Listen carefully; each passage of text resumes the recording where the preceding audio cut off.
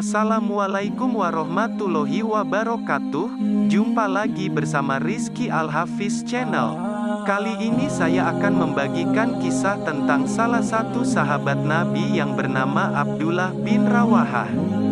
Abdullah bin Rawahah bin Salabah bin Imrul Qais bin Amru bin Imrul Qais bin Malik Al-Agar bin Salabah bin Ka'ab bin Al-Hazraj dari Bani Al-Harits, salah satu bagian dari suku Hazraj dari Bani Azad.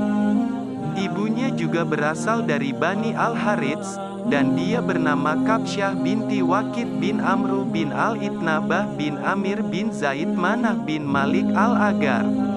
Nama panggilannya dikatakan Abu Amru, dan dikatakan Abu Muhammad, dan dikatakan Abu Rawahah. Dia adalah paman dari An-Nu'man bin Bashir, dan saudara laki-laki Abu Darda dari pihak ibunya. Abdullah bin Rawahah berasal dari suku Arab dari Bani Hazraj. Pada saat itu menulis bukan keahlian umum, dia adalah seorang juru tulis dan penyair.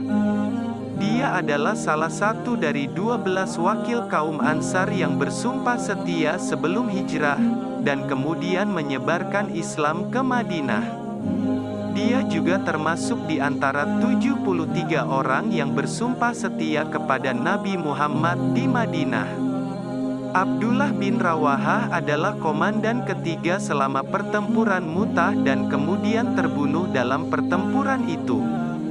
Dia juga memimpin ekspedisinya sendiri yang dikenal sebagai ekspedisi Abdullah bin Rawahah, di mana dia dikirim untuk membunuh Al-Yusair bin Rizam. Waktu itu, Rasulullah sedang duduk di suatu dataran tinggi di kota Makkah, menyambut para utusan yang datang dari Yasrib, Madinah, dengan sembunyi-sembunyi agar tidak diketahui kaum Quraisy. Mereka yang datang ini terdiri dari 12 orang utusan suku atau kelompok yang kemudian dikenal dengan sebutan kaum Ansar, yaitu penolong Rasul. Mereka akan berbaiat kepada Rasulullah, yang kelak disebut dengan Baiat Aqobah Ula atau pertama. Merekalah pembawa dan penyiar Islam pertama ke Yasrib. Dan baiat merekalah yang membuka jalan bagi hijrahnya Nabi beserta pengikut beliau, yang pada gilirannya membawa kemajuan bagi Islam. Salah seorang dari utusan yang dibaiat itu adalah Abdullah bin Rawahah. Ibnu Rawahah adalah seorang penulis dan penyair ulum. Untaian syair-syairnya begitu kuat dan indah didengar. Sejak memeluk Islam, ia membaktikan kemampuan bersyairnya untuk mengabdi bagi kejayaan Islam. Rasulullah sangat menyukai dan menikmati syair-syairnya, serta sering menganjurkan kepadanya untuk lebih tekun lagi membuat syair. Pada suatu hari, Rasulullah sedang duduk bersama para sahabat, tiba-tiba datanglah Abdullah bin Rawahah. Lalu Nabi bertanya kepadanya, "Apa yang kau lakukan jika hendak mengucapkan syair?" Abdullah menjawab, "Kurenungkan dulu, kemudian baru kuucapkan." Ia kemudian mengucapkan syair tanpa pikir panjang. "Wahai putra Hashim, sungguh Allah telah melebihkanmu dari seluruh manusia dan memberimu keutamaan, di mana orang lain takkan iri. Dan sungguh aku menaruh firasat baik yang kuyakini pada dirimu. Suatu firasat yang berbeda dengan pandangan hidup mereka. Seandainya engkau bertanya dan meminta pertolongan kepada mereka untuk memecahkan persoalan, tiadalah mereka hendak menjawab atau membela. Karena itu Allah mengukuhkan kebaikan dan ajaran yang engkau bawa, sebagaimana ia telah mengukuhkan dan memberi pertolongan kepada Musa." Mendengar itu, Rasulullah gembira dan rida kepadanya. Beliau bersabda, "Dan kamu pun akan diteguhkan Allah." Ketika Rasulullah sedang tawaf di Baitullah pada umroh Qada, Ibnu Rawahah berada di depan beliau sambil bersyair, "Oh Tuhan, kalaulah tidak karena Engkau, niscaya kami tidaklah akan mendapat petunjuk, tidak akan bersedekah dan salat." Maka mohon turunkan sakinah atas kami dan teguhkan pendirian kami jika musuh datang menghadang. Sesungguhnya orang-orang yang telah aniaya terhadap kami, bila mereka membuat fitnah, akan kami tolak dan kami tentang. Suatu ketika Abdullah bin Rawaha sangat berduka dengan turunnya ayat, dan para penyair, banyak pengikut mereka orang-orang sesat. Surat Asy-Syu'ara ayat 224. Namun kedukaannya terhibur dengan turunnya ayat lain, kecuali orang-orang penyair yang beriman, beramal saleh, banyak ingat kepada Allah, dan menuntut bela sesudah mereka dianiaya. Surat Asy-Syu'ara ayat 227. Ketika kaum muslimin terjun ke medan perang demi membela kalimat Allah, Abdullah bin Rawahah turut tampil membawa pedangnya ke medan tempur Badar, Uhud, Khandaq, Hudaibiyah, dan Khaibar. Ia menjadikan kalimat syairnya sebagai slogan perjuangan. Wahai diri, seandainya kamu tidak tewas terbunuh dalam perang, maka kamu akan mati juga. Pada waktu perang Mu'tah, bala tentara Romawi sedemikian besarnya, hampir 200.000 orang. Sementara barisan kaum muslimin sangat sedikit. Ketika melihat besarnya pasukan musuh, salah seorang berkata, sebaiknya kita kirim utusan kepada Rasulullah, memberitakan jumlah musuh yang besar. Mungkin kita akan dapat bantuan tambahan pasukan, atau jika diperintahkan tetap maju maka kita patuhi. Namun Abdullah bin Rawahah berdiri di depan barisan pasukan muslim. Kawan-kawan sekalian, teriaknya, demi Allah, sesungguhnya kita berperang melawan musuh-musuh kita bukan berdasarkan bilangan, kekuatan atau jumlah pasukan kita.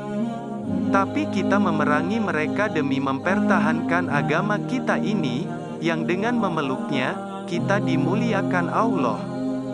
Ayo, maju, salah satu dari dua kebaikan pasti kita raih, kemenangan atau syahid di jalan Allah. Dengan bersorak-sorai, kaum muslimin yang berjumlah sedikit namun besar imannya itu menyatakan setuju. Mereka berteriak, sungguh, demi Allah, benar apa yang dikatakan Ibnu Rawahah. Perang pun berkecamuk. Pemimpin pasukan pertama, Zaid bin Haritsah gugur sebagai syahid. Demikian pula dengan pemimpin kedua, Ja'far bin Abi Thalib. Abdullah bin Rawahah kemudian meraih panji perang dari tangan Ja'far dan terus memimpin pasukan. Ia pun terus menerjang barisan tentara musuh yang menyerbu. Abdullah bin Rawahah pun gugur sebagai syahid, menyusul dua sahabatnya, Zaid dan Ja'far. Pada saat pertempuran berkecamuk dengan sengit di Balqa, bumi Syam, Rasulullah tengah berkumpul dengan para sahabat dalam suatu majelis. Tiba-tiba beliau terdiam, dan air mata menetes di pipinya. Rasulullah memandang para sahabatnya lalu berkata, panji perang dipegang oleh Zaid bin Haritsah. Ia bertempur bersamanya hingga gugur sebagai syahid. Kemudian diambil alih oleh Ja'far, ia bertempur dan syahid juga. Kemudian panji itu dipegang oleh Abdullah bin Rawahah dan ia bertempur, lalu gugur sebagai syahid. Rasulullah kemudian terdiam sebentar, sementara mata beliau masih berkaca-kaca, menyiratkan kebahagiaan, ketentraman dan kerinduan. Kemudian beliau bersabda, mereka bertiga diangkatkan ke tempatku di surga. Abdullah bin Rawahah bukan saja mampu membuat syair, namun ia adalah sosok yang sangat jujur dan dikenal tegas. Suatu hari, Rasulullah pernah memberikan tugas kepadanya untuk melakukan cek atas harta benda masyarakat di Khaibar. Tujuannya adalah untuk keperluan penarikan pajak, jizyah, bagi penduduk non-muslim yang ada di sana. Memang, wilayah Khaibar adalah tempat tinggal kebanyakan kaum Yahudi. Abdullah bin Rawahan pun mendatangi wilayah Khaibar. Di sana ia pun melakukan pemeriksaan dan menaksir beberapa harta milik masyarakat. Salah satunya adalah jumlah kurma yang masih tergantung di atas pohon. Sesuai dengan kesepakatan, masyarakat Khaybar harus membayar jizyah karena telah tinggal di wilayah kekuasaan Islam. Maka, peraturan pun juga harus ditegakkan. Saat sedang memeriksa jumlah kurma, ada di antara masyarakat Khaybar yang berusaha mencoba memberikan suap kepada Abdullah. Ada beberapa yang menawarkan perhiasan dengan harapan Abdullah bisa mengurangi jumlah taksiran atau pajak yang harus diserahkan oleh mereka. Walaupun diiming-imingi oleh harta dan perhiasan, Abdullah bin Rawahah pun secara tegas menolak suap yang ditawarkan padanya. Ia pun langsung menegaskan bahwa harta suap atau sogokan adalah bentuk korupsi dan hartanya adalah haram. Harta sogokan, rishwah, yang kalian tawarkan kepadaku adalah harta haram. Kami tidak akan memakannya. Sikap seperti ini tentunya bukan hal yang mudah apalagi di zaman seperti ini. Begitu mudah kita untuk mengumbar dosa dan maksiat, apalagi memakan harta yang haram. Itulah sepenggah kisah sahabat Nabi dari seorang penyair bernama Abdullah bin Rawahah yang tegas tolak suap. Ia mengajarkan kita bahwa dalam hidup tidak ada tujuan lain selain dari untuk masuk ke dalam surga kelak di akhirat nanti. Untuk itu ia pun tidak ragu royal terhadap Islam dan tegas terhadap segala ujian dunia yang menjerumuskannya. Semoga kita bisa mengambil hikmah dari kisah sahabat Nabi ini. Jujur adalah prinsip yang harus dipegang teguh oleh umat Islam. Tentunya dalam Islam memiliki harta yang berlimpah tidak dilarang sama sekali. Apalagi jika harta tersebut digunakan untuk menunaikan zakat, sedekah, dan berwakaf. Namun jika harta didapat dengan cara yang haram atau salah, tentu Allah akan murka. Demikian yang bisa saya bagikan, kurang lebihnya mohon maaf yang sebesar-besarnya. Wassalamualaikum warahmatullahi wabarakatuh.